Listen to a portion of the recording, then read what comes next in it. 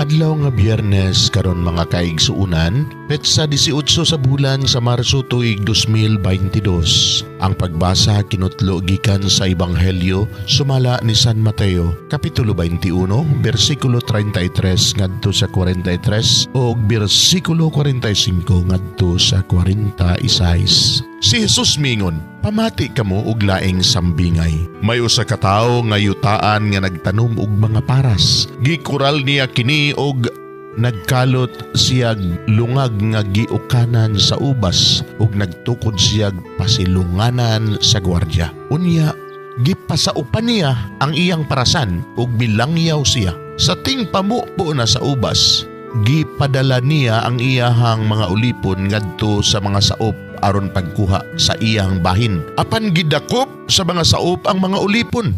Gibunala nila ang usa ilang gipatay ug ang lain pagayod ilang gibato. Unya gipadala na usab sa tag-iya ang laing mga ulipon nga labaw pa kadaghan kaysa unang gipadala ug mao gihapon ang gibuhat sa mga saop kanila. Sa katapusan gipadala niya ang iyang anak. Mingon siya, "Sa walay duha-duha, tahuron gayud nila ang akong anak." Apan sa dihang nakita sa mga saop ang anak, nag-ingnanay sila. Ani ang anak sa tag-iya. Tana, patyo nato siya ug maato na ang parasan. Busa gidakop nila siya, unya gidala ngadto sa gawas sa parasan ug gipatay. Karon inigabot sa tag-iya, unsa may iyang buhaton sa mga saop? Nangutana si Jesus. Sila mitubag. Sa walay duha-duha patyo niya kadtong mga taong dautan ug pasaupan niya ang parasan og laing mga tao nga makahatag kaniya sa iyang bahin sa abot sa hustong panahon. Si Jesus mingon kanila, "Wala ba kamo makabasa sa giingon sa kasulatan? Ang bato nga gisalikway sa mga magtutukod kay kuno walay kapuslanan, nahimo hinong bato nga labing mapuslanon. Buhat kini sa Ginoo og kahibulungan gayud kini."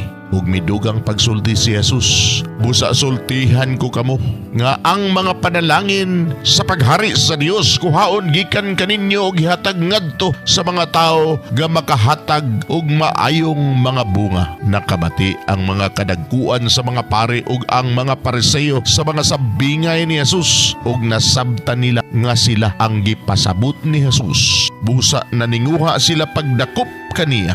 Apan nahadlok sila sa mga tao nga miila kang Jesus nga usa ka propeta. Mga igsoon ng Ebanghelyo sa Ginoo, daygon ikaw o Kristo.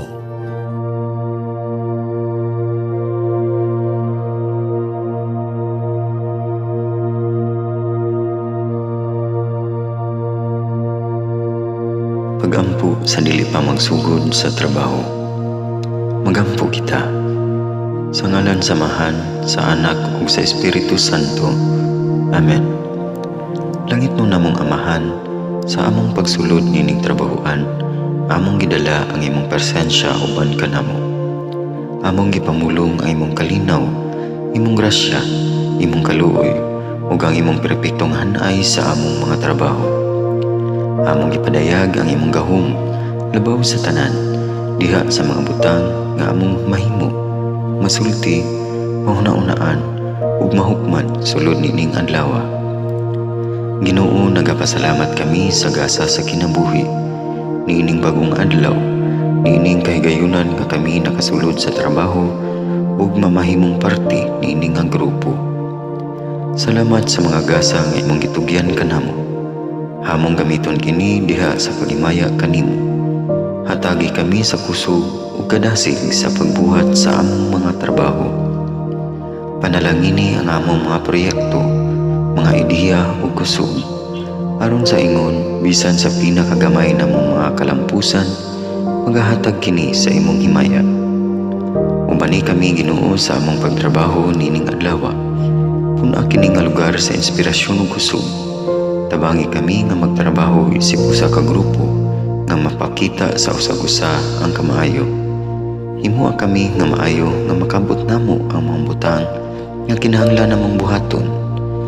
Himuha kini nga lugar nga puno sa kalipay ug panaghigalaay. Ug kamugaway ug kalinaw ang mapatigbabaw niining dapita. Ginoo, kung kami anaa sa kalibog, giyahi kami.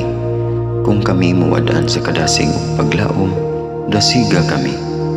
Himua nga ang trabaho nga among gihimo ug ang paagi sa among paghimo niini makahatag unta kini ug hugot nga pagtuo, kalipay ug pahiyom sa tanan nga among mahimamat karong adlaw. Panalangini ang among mga pamilya, among Pinoy-anan, among nasod. Himua nga magmatidud-anon kami sa pagtagad ug pag-amuma sa kalikupan ug sa tanang may kinabuhi diha sa pagbuhat kanamo sa pagkabuot sa imong pangandoy alang sa hustisya ug kagawasan. O Ginoo, sa among pagbiya nining lugara, tagay kami sa imong panalangin ug kaluoy sa among pagbiyahe.